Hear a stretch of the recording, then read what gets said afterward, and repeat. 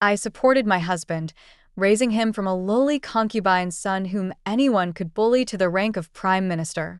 Yet, he secretly fathered a child with his cousin. He said my help was nothing but condescending charity, while his cousin's humble background made him feel they shared the same suffering. He stripped my maternal family of its power, made his cousin the prime minister's wife, and had me, pregnant with his child, poisoned to death. When I opened my eyes again, I had returned to the time when he was still just a concubine's son of a minor official. A nobleman's son had ordered his guards to beat him, while his cousin clung to my arm, pleading for me to save him. I shook her off and sneered coldly. A lowly concubine's son? He wants me to save him? Does he even deserve it? Beat him to death. Please, cousin, save him. Lin Jingzhou is going to be beaten to death by the heir of Prince Jing'an. My cousin, Su Qinghuan, dressed in plain white, anxiously tugged at my arm, her face full of worry as she looked toward the back courtyard of the Imperial Academy. I jolted awake from my daze. Following her gaze, I saw Lin Jingzhou, disheveled and covered in dust and footprints, being held down and beaten by several servants. Then, I saw his face clearly and was suddenly stunned. His youthful features were still untouched by time, exactly as they had been when he was a teenager. This was his appearance from more than a decade ago. I looked around. Everything felt both unfamiliar and familiar at the same time. I remembered this place. The children of officials studied at the Imperial Academy. This was where I had first met Lin Jingzhou. At this time, he was still just a concubine's son from a minor official's household. His classmates at the academy looked down on him for his low status and frequently found excuses to harass and humiliate him. His father paid him little attention and, fearing the wrath of the powerful nobles, turned a blind eye even when he was beaten. Lin Jingzhou's status was even lower than the servants and maids who waited on the noble sons and daughters. Yet back then, I had already fallen for him. Cousin, say something. Su Qinghuan raised her voice, snapping me out of my thoughts. Disgust and resentment surged through me as her hand clutched my arm. The sensation spread through my body like poison. Only by digging my nails into my palm and feeling the pain could I keep my composure. I looked at Su Qinghuan. She wore a simple white dress, her delicate figure trembling like a fragile willow in the wind. Just like in my past life, she played the role of the helpless victim. She lived in my family's home, enjoying the status of a proper young lady, yet in front of Lin Jingzhou, she painted herself as a pitiful orphan with nowhere to belong. Lin Jingzhou, ever sensitive and insecure, had finally found someone who needed his protection. How could he not fall for her? He gave Su Qinghuan a child but refused to acknowledge mine. When I was banished to a secluded estate, I discovered I was already 2 months pregnant. I sent a maid back to deliver the news, hoping he would change his mind. Instead, what I received was a bowl of pitch-black, bitter abortion medicine. Su Qinghuan, her belly already swelling, came to gloat. Cousin, brother-in-law said the only child he wants is the one in my womb. 2 strong servant women grabbed my jaw and forced the medicine down my throat. In mere moments, blood soaked my clothes. I would never have a child again. Cousin, Su Qinghuan raised her voice, deliberately drawing the attention of the group in the courtyard. The heir of Prince Jing'an noticed me and arched an eyebrow. Gun Yenan, don't tell me you want to stand up for Lin Jingzhou again? Beaten to his knees on the ground, Lin Jingzhou immediately lifted his head and looked at me, his eyes filled with hope. He didn't know that the woman who had once been gentle and devoted to him now wished for nothing more than his death. With everyone watching, I shook off Su Qinghuan's hand and gracefully sat down in a nearby pavilion. Save him? Does he even deserve it? As Lin Jingzhou stared at me in shock, I curled my lips into a cold smile. A lowly concubine's son like him isn't even worthy of carrying my shoes. ###02. What did you just say? Lin Jingzhou's face instantly turned ashen, his eyes filled with both shock and dejection, making him look even more pitiful than before. In my past life, he was always so arrogant in front of me. Seeing him like this now was almost amusing. Since you think my protection was humiliating, Then go fend for yourself. Lin Jingzhou stared at me in disbelief. Yao Yao, you shouldn't be like this. How did you become like this? I shot a glance at my maid, Chuntao. She immediately understood and strode down from the pavilion, landing 2 sharp slaps across Lin Jingzhou's face. Insolent scoundrel. How dare you call my lady by her childhood name? I knew Chuntao never liked him. The crisp sound of those slaps was incredibly satisfying. Lin Jingzhou was stunned, as if unable to accept what had just happened. Seeing that I had no intention of intervening, Shitzi of Jing'an simply pretended I didn't exist. His lackeys were trained fighters. Within moments, Lin Jingzhou was beaten black and blue, unable to even stand. Meanwhile, Su Qinghuan became agitated. She furrowed her brows and spoke in a rush, her tone even carrying a hint of reproach. Cousin, are you crazy? How could you treat young Master Lin like this? Su Qinghuan, have I spoiled you too much? I dropped the polite act I usually maintained with her. She hesitated, then quickly lowered her gaze, reverting to her usual weak and delicate demeanor. I didn't mean anything by it. Oh, so you feel sorry for him? I smirked. If you admire him so much, why don't you say it outright in front of everyone? Su Qinghuan seemed completely thrown off by my sudden aggression. She fumbled for words, her eyes turning red as she glanced around at the others, looking as if I had bullied her. Only now did I realize how skilled Su Qinghuan was at playing men. From our time at the academy, she had been scheming to keep multiple noble sons around her, hoping one day to secure a high-status marriage. She flirted with every man just enough to keep them interested, yet never gave a clear answer, just enough to make them yearn but never be certain. She did it with the young prince, and she did it with nameless bastards like Lin Jingzhou too. Of course, she wouldn't admit her feelings in front of everyone. How could she give up her chances with the other men for a powerless, beaten down Lin Jingzhou? She was foolish, thinking she had men wrapped around her finger. But noble sons had their fun in the brothels. They rarely took women like her seriously. Only someone as insecure as Lin Jingzhou would fall for her helpless little act. And of course, so had the old me. I had been so blinded by my feelings for Lin Jingzhou that I never saw through her tricks, letting the two of them play me for a fool until my death. Now that I think about it, she had already given herself away when she frequently visited me after my wedding to Lin Jingzhou.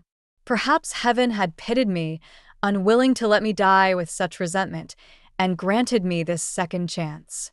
Let's see how far he can climb without my support this time. Jing'an Shitzi had always been hostile toward Lin Jingzhou. Though he was a bully himself, I had no interest in watching him torment Lin Jingzhou further. I turned to leave, only to hear Lin Jingzhou suddenly shout in desperation. No, Yao Yao. It shouldn't be like this. With newfound determination, he shoved the lackeys aside and staggered toward me, his eyes filled with panic and despair. You like me, don't you? Shouldn't you be giving me your handkerchief right now? ####03. I felt my blood run cold. Because in my past life, after I had saved him, I had indeed given him my handkerchief to bandage his wounds. But how did he know that? Unless he had also been reborn. I turned back, only to see Lin Jingzhou standing there, his hair disheveled, his bloodshot eyes staring straight at me. He clutched my arm in a death grip, like a madman on the verge of losing his mind. I flinched at his crazed expression and tried to shake him off, but he only tightened his grip. Lin Jingzhou, have you lost your mind? Yao Yao, this isn't how things should be between us. How could you treat me like this? Don't you want to be with me anymore? The unexpected scene sent a wave of shock through the onlookers. No one had expected Lin Jingzhou to suddenly act this way. I found it utterly ridiculous. In my past life, I had given him everything, only to be met with his cold indifference and betrayal. Now that I trampled him underfoot, he clung to me instead. But I would never trust him again. Who knew if this sudden desperation was genuine, or if he simply coveted my family's wealth and influence? I had no intention of letting him realize that I, too, had been reborn. Instead, I raised my hand and slapped him across the face. Who do you think you are? How dare you put your hands on me? Chantao reacted immediately, shoving the stunned Lin Jingzhou away and stepping in front of me protectively. How dare you spout such shameless nonsense and try to tarnish my lady's reputation, she snapped. Lin Jingzhou stood there, staring at me with dark, dangerous eyes, his expression full of confusion and frustration. Of course, in his memories, I had always defended him and pandered to him. How could he believe I would ever humiliate him in public like this? He didn't know I was no longer that foolish girl who had once loved him unconditionally. His so-called dignity was worth less than the dirt under my shoes.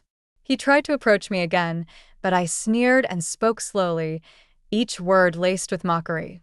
Lin Jingzhou, don't go wagging your tail at a woman just because she has wealth and power.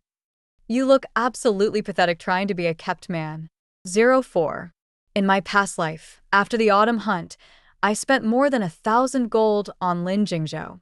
With that amount, I could have bought the 3 largest restaurants in the capital. At the time, I thought he accepted my gifts because he saw me as someone close, but now I realize that it was his pride and ego at play. He only accepted the gifts when I begged him. Thinking about this, I sighed heavily. I was truly foolish in my past life. As the eldest daughter of the Xiang family, I lowered myself to such a man. With that much money, I should have spent it on getting a few better headpieces for myself. Leaving the academy, I ordered the coachman to take me straight to the largest jewelry shop in the capital. In my past life, when I was with Lin Jingzhou, he had rarely given me anything. There was one time, though, when he gave me a jade hairpin in front of Su Qinghuan. I was overjoyed and put it away in my jewelry box, reluctant to use it. Later, when he asked why I never wore it, Su Qinghuan quickly interjected. Ajie is the legitimate daughter of the Xiang family, so naturally, she's always had the best of everything. It's not surprising that she doesn't care for a mere Hetian jade hairpin. Lin Jingzhou immediately changed his expression. I explained that it was because I cherished it and didn't want to use it, but Su Qinghuan, with a playful tone, said, "It seems that brother-in-law doesn't give gifts often, otherwise, sister would use it." Just like that, Su Qinghuan twisted my affection for the gift into disdain for something of lesser value. No matter how much I tried to explain, Lin Jingzhou wouldn't believe me and remained cold and indifferent. It was then that Su Qinghuan began showing her true colors, testing my patience repeatedly. Looking back, they must have already been involved at that time, and she had no fear of exposing her intentions. I glanced sideways at Su Qinghuan, sitting at the other end of the carriage. She still hadn't figured out why my attitude had suddenly changed, and since we left the academy, her expression had been rather unpleasant.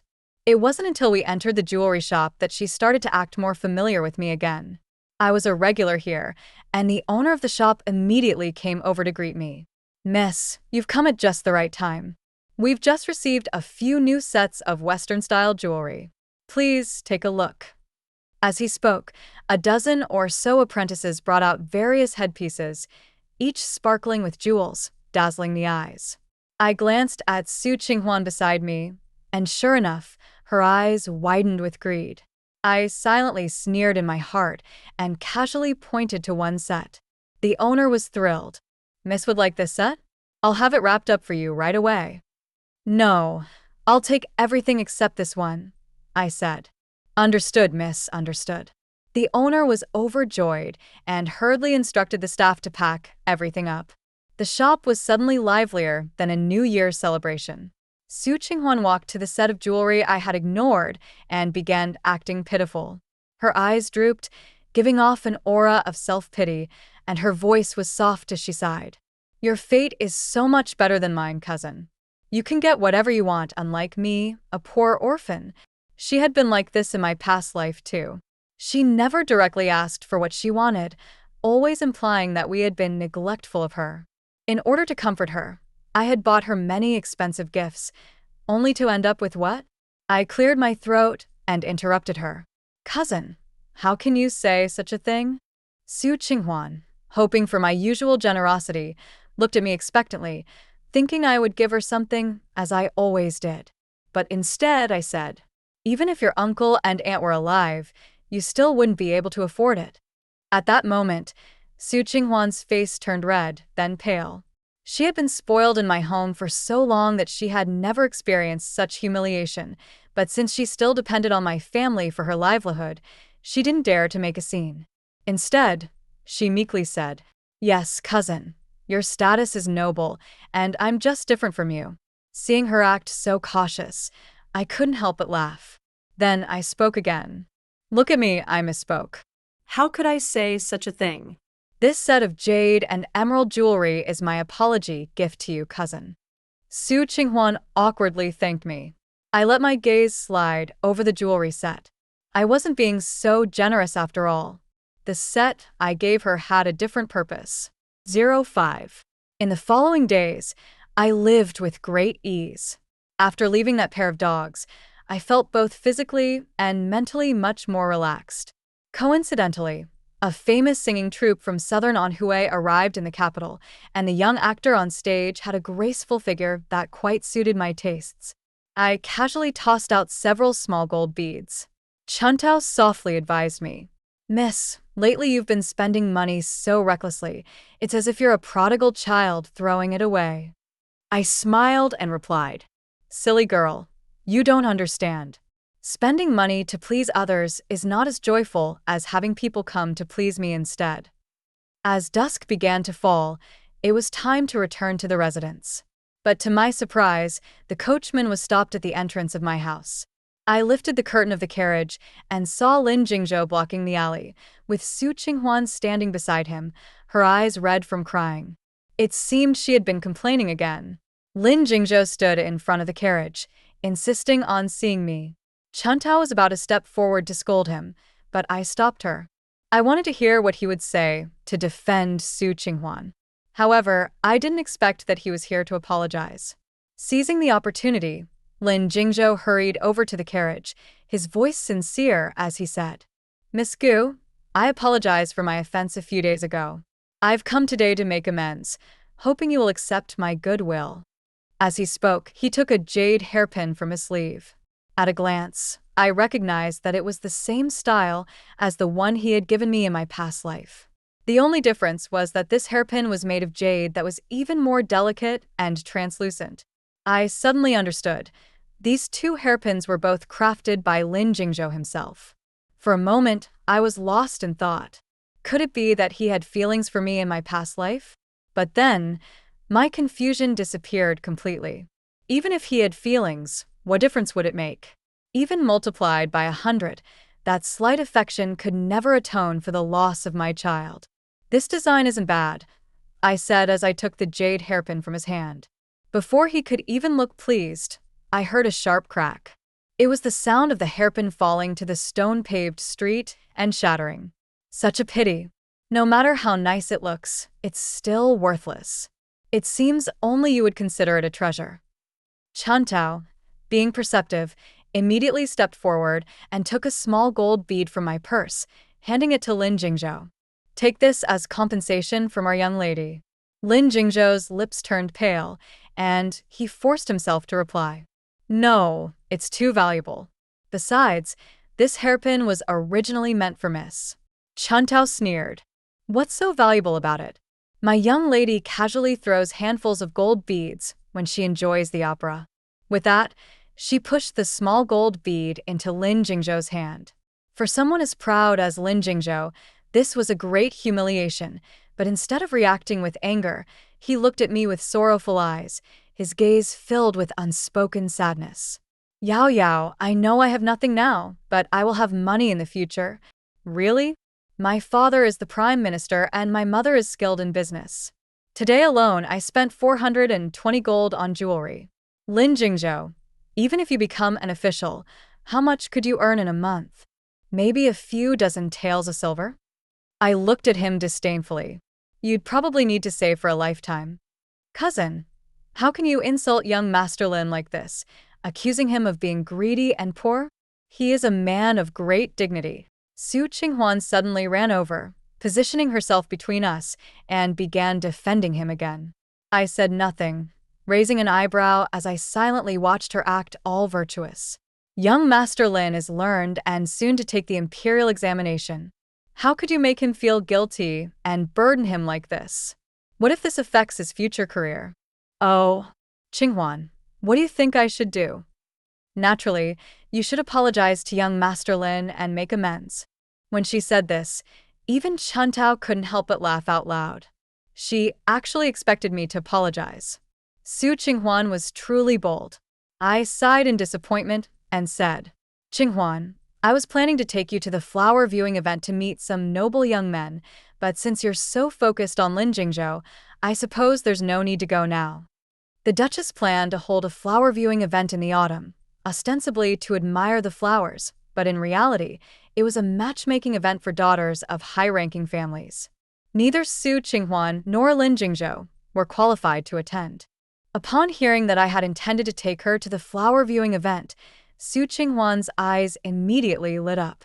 She couldn't bear to miss this chance to ingratiate herself with the powerful. She stammered, trying to salvage the situation. No, cousin, Not like what? I looked at her, forcing her to speak those words. I don't like Lin Jingzhou. I just pity him. I only pity him. Well said. I cast a light glance at Lin Jingzhou. Did you hear that, Lin Jingzhou? You really are a pitiful creature. 06. In the blink of an eye, the day of the flower viewing arrived. Xu Qinghuan had been waiting outside my door early in the morning, afraid I might leave her behind. I glanced at her. Her gown of soft cyan gauze, paired with the jade hairpin I had gifted her, made her look elegant, yet still exude a touch of nobility. I was quite satisfied with her attire. After all, the more beautiful she looked, the more attention she would attract from men. Once we arrived, I had no intention of mingling with the noble youths. My only interest was in quietly appreciating the flowers in a corner. Less than half an hour passed, and Xu Qinghuan, unable to sit still, spoke up. Dear cousin, you've been sitting here for a while. How about we take a walk? I see some flowers blooming beautifully elsewhere. I sighed. These famous blooms hold no novelty for me. If you want to see them, you may go ahead. Her eyes brightened and she tentatively said, Then I'll wander on my own for a bit and join you afterward. Go ahead, I nodded, watching as she headed toward the more crowded areas. She was trying to expand her network, but unfortunately, the people here were all sharp and cunning.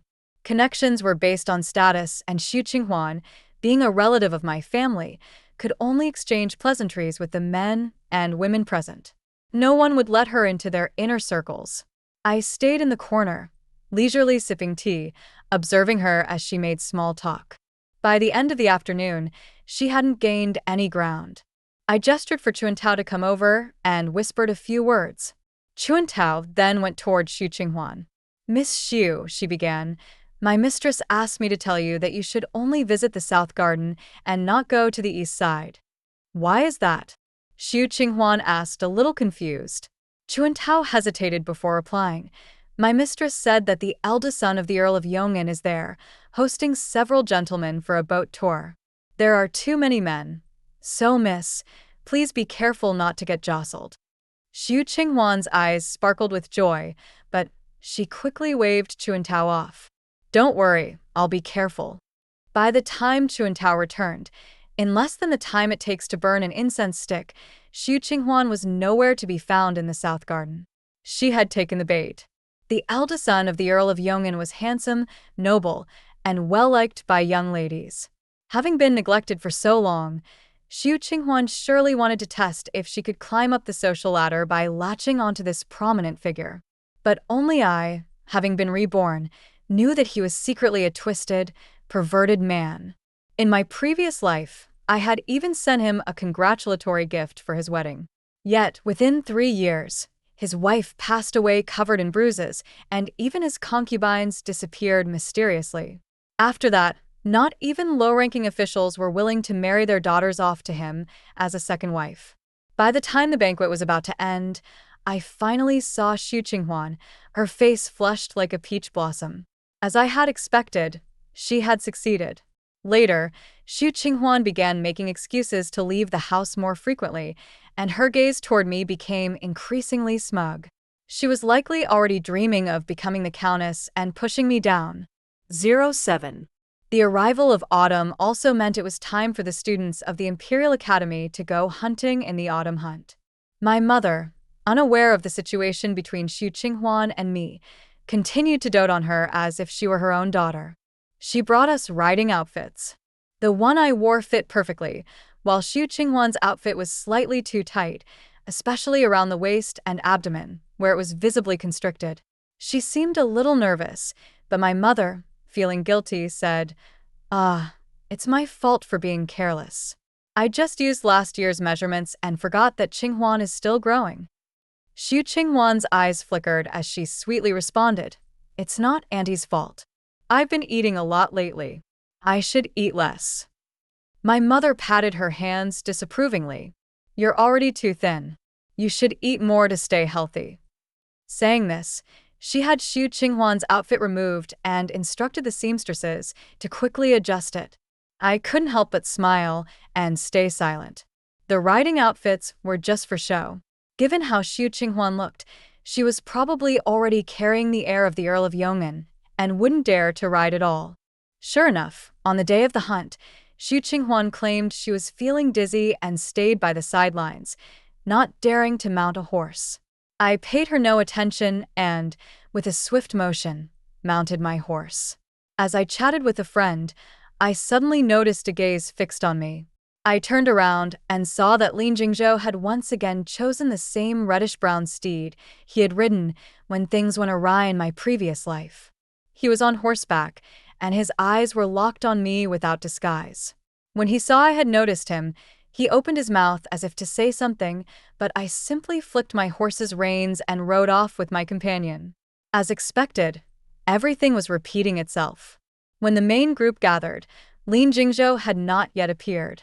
I sneered inwardly. If he knew trouble would come, why set himself up for it? Was he deliberately trying to play the pitiful victim? Unfortunately, no one would be rushing to save him this time.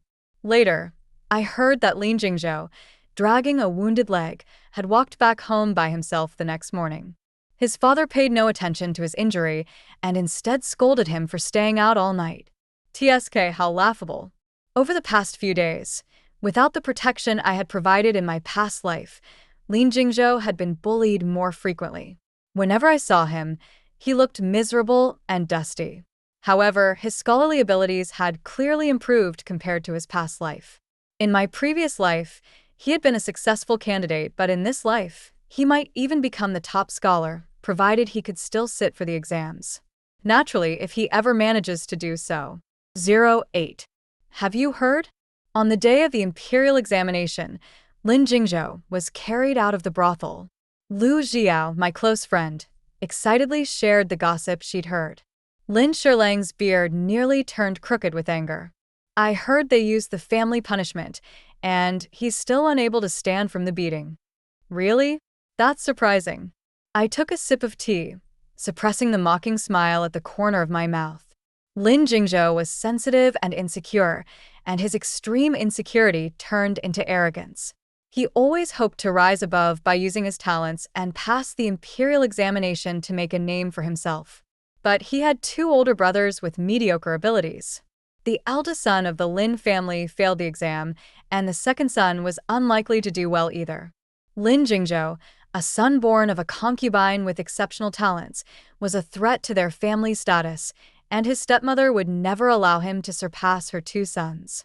The night before the examination, she secretly bribed two thugs to follow Lin Jingzhou after the academy dismissed. In my previous life, to ensure Lin Jingzhou's success, I had arranged two bodyguards to follow him in secret. Fearing it might hurt his pride, everything was done discreetly, and Lin Jingzhou never knew how close he came to being unable to sit the examination. But now, he had indeed fallen into the trap. Not only could he not attend this year's examination, but his reputation was also ruined, bringing his father's scorn. As for me, I simply didn't tell him about it. I didn't even need to come up with a plan for Lin Jingzhou. All I had to do was withdraw my protection, and that alone was enough to make him suffer.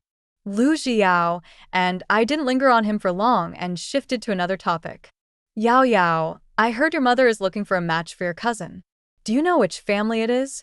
It's a scholar from a reputable family. I hear he's a man of good character and is currently working as an editor in the Hamlin Academy. Lu Xiao nodded in understanding.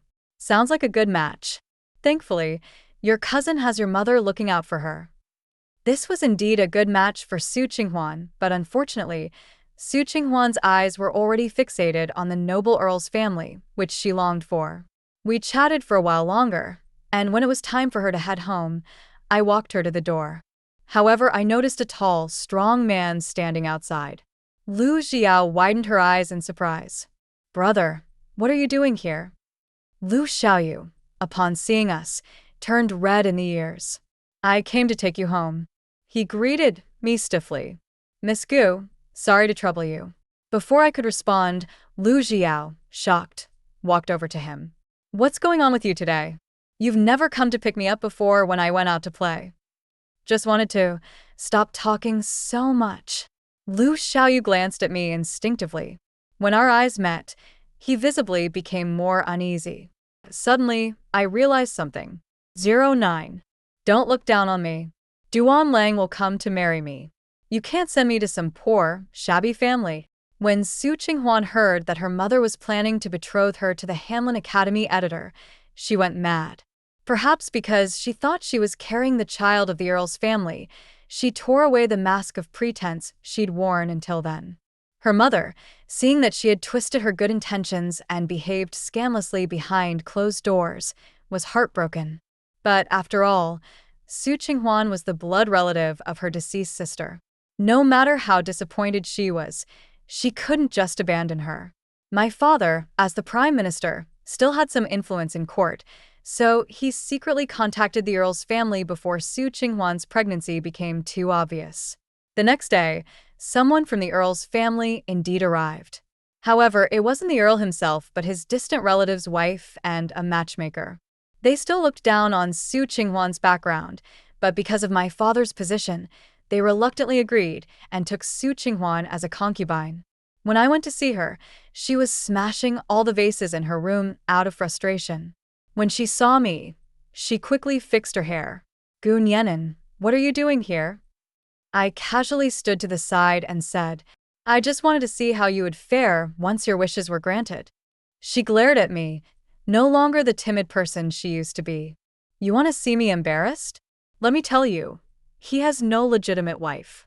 Even as a concubine, I will be the only woman of the earl's eldest son. Once I have a son, he will be the heir to the earl's title." I suddenly burst out laughing. She had no idea what her future would hold. On Su Qinghuan's wedding day, because she was a concubine, the ceremony wasn't grand, but in consideration of her unborn child, they still sent a dozen servants and maids to follow the bridal sedan to maintain some face. I watched the spectacle for a while before deciding to leave. But as I was walking away, I caught sight of Lin Jingzhou in the crowd. He looked much thinner than before, clearly affected by the setback in the imperial examination. I couldn't help but sigh. Even so, he still hid in the crowd to send Su Qinghuan off. It seemed he was still deeply infatuated with her. From across the street, he saw me and seemed like he wanted to say something. I turned away immediately and signaled for Chun Tao to close the gate. At last, the filth had been cleared out. A few days passed without any news from Su Qinghuan. Lin Jingzhou also stopped bothering me like he used to. I thought I could finally enjoy some peace, but little did I know that an unexpected encounter awaited me on my way to visit Lu Xiao. 10. When I woke up again, I found myself locked in a simple thatched hut. Lin Jingzhou sat quietly beside me, watching me wake up. As soon as I opened my eyes, he immediately handed me a cup of water, his face full of concern. "Yao Yao, drink some water." I wanted to slap his hand away, but I was bound with ropes and couldn't move my legs. I could only glare at him viciously. "Lin Jingzhou, you better think about the consequences of kidnapping me." Lin Jingzhou looked unconcerned, letting out a soft laugh. "Yao Yao, I've already experienced the worst consequence, losing you. Every day without you. I regret it deeply." He reached out to caress my cheek, and in his eyes was an obsession I had never seen before. "Yao Yao, you used to love me so much. You never even dared to say a harsh word to me. But now you've changed, and you've been reborn, haven't you?" His hand was cold and frail, and my skin shuddered at his touch. He had realized it. I sneered. "What's wrong? Isn't Mr. Lin always so noble? How is it that in this life, after I've fulfilled your wishes, you're the one clinging to me?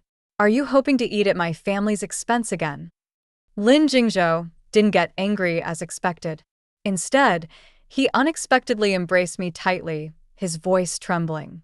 "Yao Yao, I was wrong. I know I was wrong. You can beat me, you can curse me, but please don't push me away. Su Qinghuan was just a mistake. I've always loved you." Listening to him speak with such sorrow, I nearly wanted to vomit. "Lin Jingzhou, you disgust me. You take my family's support while secretly plotting with Su Qinghuan to get her pregnant with your child. And my child? What about the child you had me abort with that abortion drug? How dare you say you love me? Child." Lin Jingzhou froze for a moment, incredulous. "You mean we had a child together?" I tried to break free from his embrace, but I couldn't muster any strength. In frustration, I turned my head and bit down on his neck. His warm skin was pierced instantly, and blood poured out. Lin Jingzhou pushed me away in pain. My mouth was covered in blood, and I could barely restrain myself from wanting to rip his throat out. "When you were in bed with Su Qinghuan, did you ever think about how much pain I endured when those two evil women forced me to take the abortion pill? I could only watch helplessly as my child turned into a pool of blood. I didn't love Lin Jingzhou anymore, but the pain of losing that child still made my heart ache." Lin Jingzhou's face turned pale, and he repeatedly said in disbelief, I never gave you any abortion drug. I didn't even know we had a child together." At that moment, we both realized the truth. It was Su Qinghuan who did it. But so what? In the end, it all started with Lin Jingzhou. I suddenly felt exhausted. Lin Jingzhou kneeled before me, crawling toward me. "Yao Yao, I was wrong. Let me atone for my sins in this life." Saying that, his hands reached for my collar. His expression was frenzied. "We'll have another child. I'll give you one right now." "Lin Jingzhou, you're outrageous."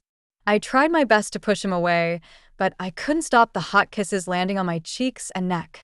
It was disgusting. My body instinctively wanted to vomit. "Yao Yao, my dear Yao Yao, let's start over." Bang. Suddenly, Lin Jingzhou stopped moving. He looked down. His chest was pierced by a long spear. He slowly looked behind him, and there stood Lu Xiao's brother, his face full of fury, as though he wanted to tear Lin Jingzhou apart.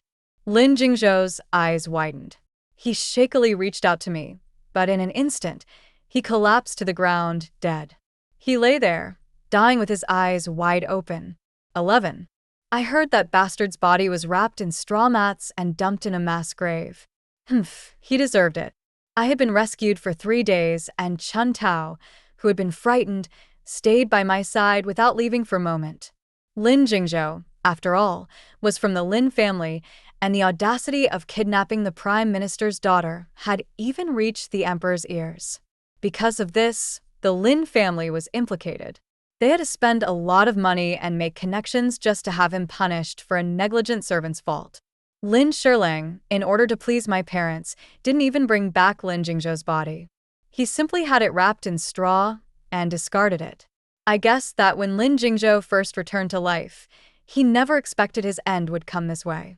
Seeing that I remained silent, Chun Tao whispered in my ear, "Miss, the matter you instructed has been arranged, just as you requested." I nodded and said, "Keep the medicine going, don't stop." Chun Tao nodded and told me all the details. The person I arranged to enter the Earl of Yong'an's residence had succeeded. According to my instructions, she had infiltrated Su Qinghuan's side and had been adding small amounts of miscarriage-inducing medicine to her food multiple times. Su Qinghuan, still in the early stages of pregnancy, suffered from continuous abdominal pain and bleeding just half a month after marriage. Before the doctor could arrive, she had a miscarriage. The Earl of Yong'an had always looked down on her for her loose morals before marriage. Now, he thought she was bad luck. Su Qinghuan couldn't accept the reality and cried all day. The eldest son of the Earl, who once loved her, now refused to visit her when he saw her looking haggard, instead marrying several other concubines. I heard that Su Qinghuan caused a scene, and the eldest son of the Earl threw her into a pond in the late autumn, pressing her head underwater for several turns before allowing her to come up. I knew that Su Qinghuan's suffering had officially begun. After all, in the past life, none of the Earl's women ever lived to leave. I wouldn't let her have a child. That was something she owed me. As for the inhumane torment she would face afterward, it would be her atonement for the wrongs done to me in the previous life. While we were talking, Lu Jiao suddenly came to visit me. She gently touched my forehead with a pained expression and angrily said, "That damned Lin Jingzhou. I never realized he was such a person." I comforted her by patting the back of her hand. "Don't worry, I'm fine. It's all over now." She nodded and suddenly smiled, signaling toward the yard. "That day you didn't come to see me, I knew something had happened to you. My brother was so anxious. How about it? Did he perform well this time?" I smiled. "Indeed, thanks to little General Liu." "Then, would you consider giving him a chance? He's been secretly liking you for a long time, even though he pretends not to show it." I looked toward the yard. Lu Xiaoyu was staring at a peach tree, lost in thought. Perhaps sensing my gaze, he turned and looked at me. Our eyes met, and a faint red hue spread across his ears. I thought to myself, giving him a chance wouldn't be impossible. Epilogue. Every time the beginning of autumn approached, the Taishue would organize a hunting trip for field studies. Lin Jingzhou and his group rode horses into the dense forest, but even as dusk fell, there was no sign of him. His servant came to the young master to ask for leave, claiming that Lin Jingzhou had an urgent matter and had already returned home. On the way back, I occasionally overheard the young master and his companions speaking triumphantly. It turned out that they had bribed Lin Jingzhou's servant, secretly drugging his horse. The horse became uncontrollable, and Lin Jingzhou was injured by a snare. Now, he was left alone in the deep mountains. When I found him in the forest, he was in a sorry state, his right leg bleeding profusely, unable to even stand. When he saw me return, he was rather surprised, his face showing some complex and unspoken emotions. "You came back?" "Of course, I couldn't leave you behind." I helped him up onto the horse, not noticing the ambiguous closeness between us. "The sky is getting dark. There are wild animals here. We need to hurry back." Lin Jingzhou's gaze on me was unusually deep. "I've been cold towards you all this time. Since it's so dangerous, why would you return for me?" Of course, it's because I care for you." I didn't respond to his words as a subtle, ambiguous feeling began to grow between us. Later, on our way back, I heard his voice, carried by the evening breeze, whispering near my ear. "I've wronged you in the past. From now on, I will never let you down." The promises of a young man are so sweet, they make one lose their senses. My father is the prime minister, and by all rights, Lin Jingzhou's background isn't a match for our family status. But I was young and naive, determined to marry him. My parents had always pampered me, and though they were reluctant, they thought that marrying a man with a lower status wasn't so bad.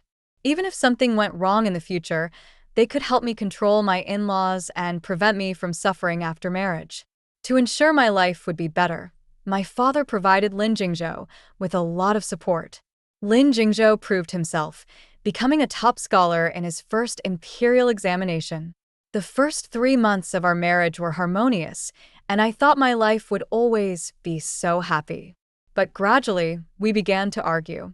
He was sensitive, and every time he heard others admiring how he had married into a good family, he felt that I had humiliated his dignity. My cousin, who had lost her parents at a young age and had been taken in by our family, often visited to comfort me, telling me that Lin Jingzhou was busy with official duties and that as a wife, I should be understanding and not petty. Lin Jingzhou was indeed busy, and within 2 years, he was promoted 3 ranks. With my father's connections, he was at the height of his power. But he began to distance himself from me more and more. In a month, he barely came to rest in my room a few times. Until one day, I wanted to have a serious conversation with him. But when I was outside his study, I overheard the sound of filthy, lustful whispers. I had been pampered since childhood. How could I tolerate him secretly indulging behind my back? I never expected that when I opened the door, the woman in his arms, oozing seduction, was none other than my closest cousin. Later, he stripped away my mother's family's power, and I was confined to a secluded estate, living in despair for the rest of my life. This time, I won't save him. End of the full text.